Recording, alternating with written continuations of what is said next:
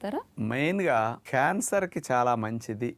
ప్రారంభ దశలోనే రకరకాల క్యాన్సర్ కణాలు కూడా తొలగించడానికి బాగా పనికొస్తున్నది. వాటిని నాశనం చేయడానికి, క్యాన్సర్ కణాలు మళ్ళీ పెరగకుండా స్ప్రెడ్ కాకుండా రక్షించడానికి వంకాయ ఉపయోగపడుతున్నదని సైంటిఫిక్గా ఉన్నాయన్నమాట.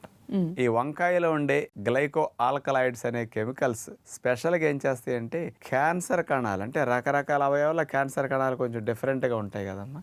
బాడీలో ఏ రకమైన క్యాన్సర్ కణం ఉన్నప్పటికీ ఆ క్యాన్సర్ కణానికి బ్లడ్ సప్లై కట్ చేస్తుంది అనమాట.